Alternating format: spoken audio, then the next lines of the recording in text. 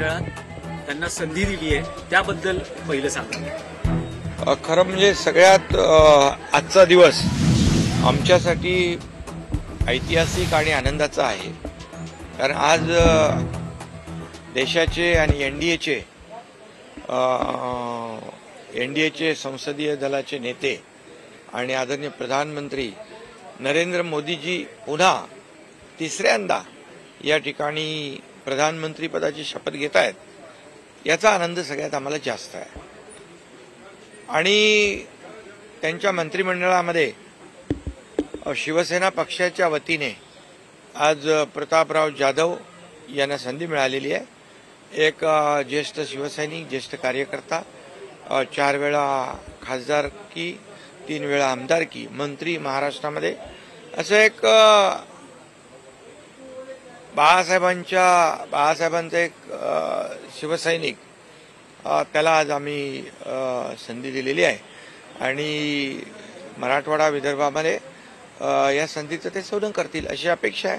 कारण शेवटी मंत्रीपद किंवा कुठलंही पद जे असतं, एकतर सर्वसामान्य लोकांना त्याचा फायदा झाला पाहिजे आणि जनतेला फायदा झाला पाहिजे आणि पक्षातल्या कार्यकर्त्यांना फायदा झाला पाहिजे। मला वाटतं माझी ही अपेक्षा प्रतापराव जाधव नक्की पूर्ण करतील। तुम्ही मेरिटच्या निकषांवरती हा निर्णय घेतला? हा, मी नेहमी मेरिटवरच चालत असतो, कारण कुठेही डावा उजवा मी करत नाही। कारण आपण पाहिलं की डॉक्टर श्रीकांत शिंदे यांच्यासाठी देखील माझ्याकडे अनेक लोकांनी मागणी केली होती की त्यांना मंत्री बनवा म्हणून, परंतु श्रीकांत शिंदे यांनी देखील इच्छा व्यक्त केली की मला कार्यकर्ता म्हणून पक्षाचं काम करायला आवडेल आणि त्यामुळे नक्कीच आणि मेरिट म्हणून मी आपल्याला सांगतो की प्रतापराव जाधव हे सगळ्यात ज्येष्ठ आहेत आणि त्यांना आपण संधी दिलेली आहे आणि सर्व माझे सहकारी खासदार जे आहेत नक्की एकत्र सगळेजण एकजुटीने काम करतील। पक्षाचंही नाव, शिवसेना पक्षाचं नाव नॅशनल लेवलला उज्ज्वल करतील आणि या पदाचं देखील सोनं करतील। साहेब, सीएमओ ने एक ट्वीट केला है, अब राजा का बेटा राजा नहीं बनेगा तो काबिल राजा बनेगा। हा, तो सही बात आहे, खरं आहे ते। कारण श्रीकांत शिंदे स्वतःच म्हणाले होते कोल्हापूरला, राजा का बेटा राजा नहीं बनेगा, जो काम करेगा वो आगे बढ़ेगा। म्हणजे असं जो काम करेल, जो कर्तृत्वाने पुढे येईल, त्याच्यावर अन्याय नाही मी करणार।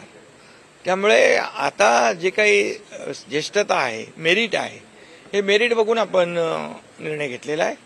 कारण माझ्या आयुष्यामध्ये, जीवनामध्ये मी सर्वसामान्य कार्यकर्ते जे आहेत, बाळासाहेब जसं सर्वसामान्य कार्यकर्ता, माझ्यासारख्या कार्यकर्त्याला संधी मिळाली आणि तसंच मी देखील माझ्या वाटचालीमध्ये, कारकिर्दीमध्ये कार्यकर्त्यांना संधी देण्याचं काम करतोय आणि करत राहीन। तुमच्या या निर्णयामुळे सामान्य शिवसैनिकाचं किती मॉरल वाढेल, किती त्यांना हे होती की हिंमत वाढेल की शिंदे साहेबांनी सुद्धा एक सामान्य कार्यकर्त्याला संधी दिली। हा, आपला शिवसेना पक्ष जो आहे हा बाळासाहेबांच्या विचारांचा आहे, बाळासाहेबांच्या विचारांवर चालणारा हा शिवसेना पक्ष आहे। त्यामुळे कार्यकर्त्यांमधलाच एक खासदार मंत्री होतोय याचा आनंद सर्व कार्यकर्त्यांना नक्कीच होईल, झालेला आहे आणि एक उदाहरण म्हणून सगळीकडे याला पाहता येईल आपल्याला। सीएम साहेब, एक मराठीत प्रश्न आहे की विधानसभा निवडणुका लक्षात घेता खरं तर आणखी एखादं मंत्रीपद मिळालं असतं तर जास्त नाही। बघा, आम्ही एक समान विचारधारेचे पक्ष आहोत, म्हणजे बाळासाहेबांनी ही युती घडवलेली आहे आणि त्यामुळे आमची वैचारिक भूमिका एक आहे, विचारधारा एक आहे। त्यामुळे आम्ही काय मिळालं पाहिजे, काही मिळवण्यासाठी युती केलेली नाही। आम्ही कुठलीही बार्गेनिंग पॉवर कधी याच्यामध्ये आम्ही यूज करणार नाही, वापरणार नाही।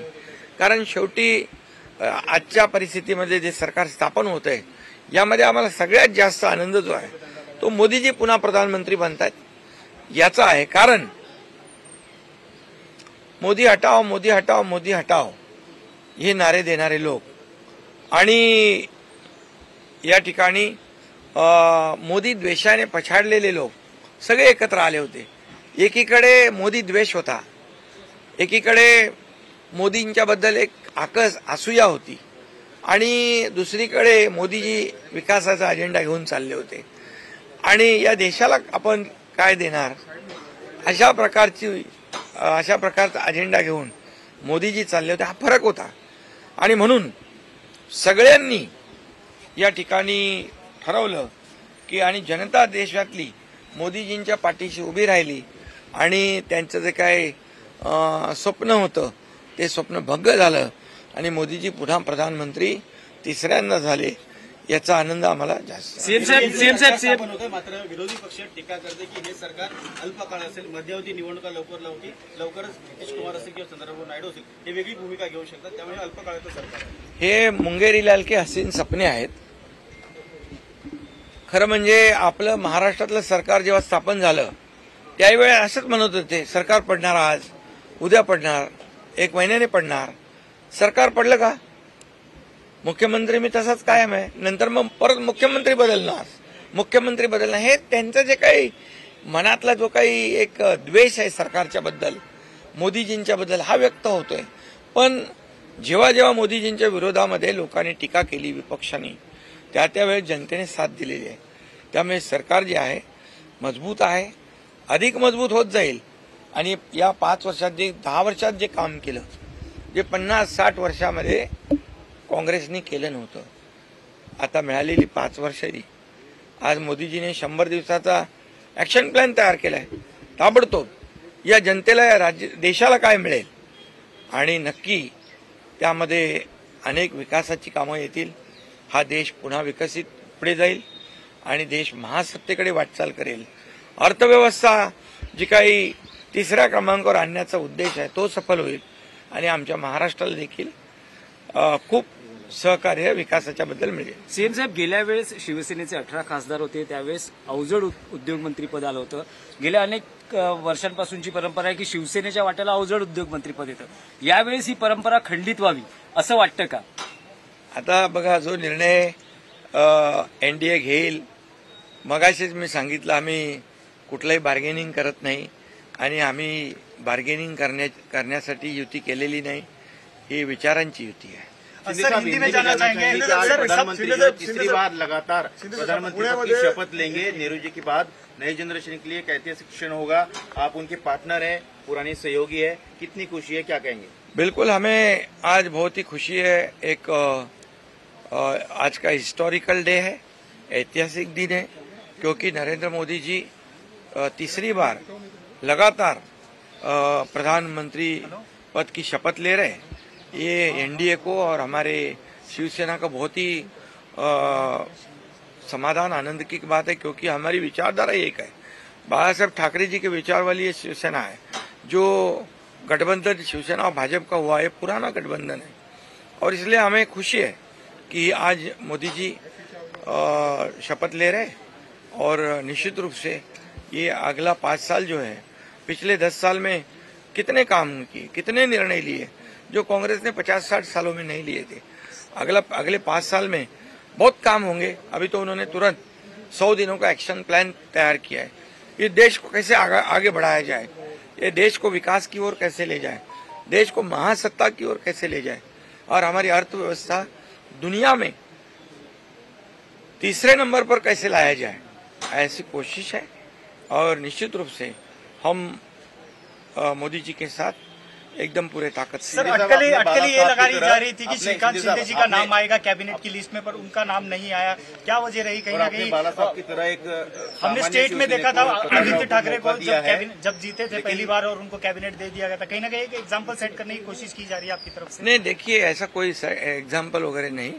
ये पार्टी, हमारी जो शिवसेना की पार्टी जो है, वो बाला साहब ठाकरे जी की विचारधारा की है और कार्यकर्ताओं का पक्ष है. हमारा कार्यकर्ताओं की पार्टी है और इसलिए मेरिट के ऊपर मैंने निर्णय लिया है. ये प्रताप यादव जो है वो 4 बार सांसद रह चुके, विधायक रह चुके, मंत्री रह चुके.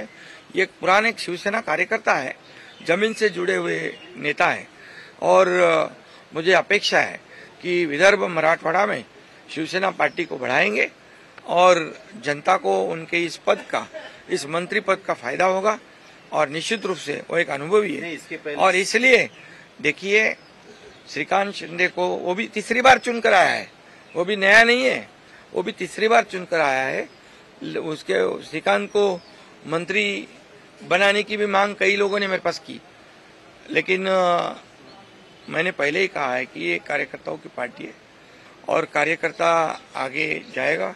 पार्टी में जो काम अच्छा करेगा वो आगे बढ़ेगा, मेरिट के ऊपर आगे बढ़ेगा और इसलिए मैंने प्रताप यादव को यह मौका दिया है। सर कहीं ना कहीं नाराजगी लगती है जो एनडीए के जो घटक हैं, क्योंकि बाकी जितने भी अलायंस हैं सबको कैबिनेट में जगह दी गई है, एनसीपी अजीत पवार के किसी भी मंत्री या फिर किसी भी एमपी को जगह नहीं दी गई। देखिए ये क्या एक ही बार में खत्म होने वाला ये है क्या? ये आगे भी मौका मिलेगा ना, ऐसा क्या थोड़ी है आज का शपथ विधि होगा तो सब खत्म हो चुका, ऐसा कुछ नहीं है। अभी इतने सब लोगों को साथ में लेकर सरकार बनाना है, तो कुछ जो इसमें दिक्कतें हैं, कुछ अड़चने हैं, उसको भी हम लोग देखकर ही आगे बढ़ रहे, क्योंकि हम सब एक है। एक एनडीए जो बाकी लोगों के जैसा ये गठबंधन नहीं है जो खुद के लिए कुछ चाहिए। हमारा गठबंधन है देश के लिए क्या मिलेगा, देशवासियों को क्या मिलेगा, ये देश का विकास कैसे होगा, ये हमारा मकसद है। नीतीश कुमार पे भरोसा किया जा सकता है क्या? क्योंकि लगातार हमने देखा है पिछले कुछ सालों में पलटी मार आरोप लगातार किया। देखिए पिछले जब महाराष्ट्र में सरकार बनी पहले दिन से सरकार टूट गिरेगी, सरकार जाएगी, 1 महीने के बाद जाएगी, 2 महीने के बाद जाएगी, 2 साल हो गए, फिर मुख्यमंत्री जब बदलेगा, मुख्यमंत्री वही है, सरकार वही है, सरकार और मजबूत हो गई। अभी इस चुनाव में जो है इसमें जो जनता साथ में आई है, निश्चित रूप से इसका जो फायदा है, ये हमारी सरकार ने जो 2 साल काम किए, अगले विधानसभा चुनाव में इसका नतीजा भी आप लोग देखोगे। आपने कहा कि सरकार आपकी नेचुरल अलायंस है, पुराने सहयोगी, बार्गेनिंग नहीं करते, आप मोदी जी को पीएम बनाना चाहते हैं, लेकिन शिवसेना को आने वाले दिन में और अच्छा मौका मिलेगा, आपको लगता है? अरे बिल्कुल, क्यों नहीं मिलेगा, मिलते रहेगा ना, सबको मौका मिलते रहेगा। क्या आज का तो खेल खत्म नहीं होता है ये। और हम लोग देखिए बार्गेनिंग करने वाले नहीं है, हम साथ देने वाले हैं, सहयोग करने वाले हैं, क्योंकि हमारी विचारधारा एक है, 25 साल 30 साल पुरानी विचारधारा है, ये बाबा साहब ठाकरे जी ने बनाई हुई युति है और इसीलिए हम लोग मोदी जी को बहुत मजबूत करना चाहते हैं और इस देश को आगे बढ़ाना चाहते हैं। एक मराठीतच प्रश्न आहे की महायुतीतल्या सगळ्या घटक पक्षांना मंत्रिमंडळात स्थान मिळाले, पण अजितदादांचं कोणी मंत्री होताना यावेळेस तरी दिसत नाही। अरे ठीक आहे, मंत्रिमंडळ का एकदाच होणार आहे का?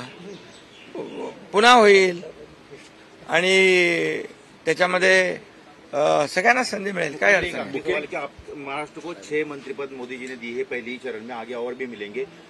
महाराष्ट्र में आने वाले दिनों में विधानसभा के चुनाव भी है, कितना फायदा होगा सब मंत्रियों का? सब बैलेंस रखा गया है कास्ट वाइज, रीजन वाइज, कैसे महाराष्ट्र सरकार भी आगे जाएगी, क्योंकि आप भी चुनाव में आप तैयारी शुरू कर दी आप लोगों ने? महाराष्ट्र में जो 2 साल काम किया हुआ है उसके नतीजे तो है और विकास का, डेवलपमेंट का एजेंडा लेकर हम चल रहे हैं और इसलिए महाराष्ट्र की जनता काफी समझदार है, काम करने वालों को साथ देगी और निश्चित रूप से ये नतीजा आने वाले विधानसभा में देखेंगे आप।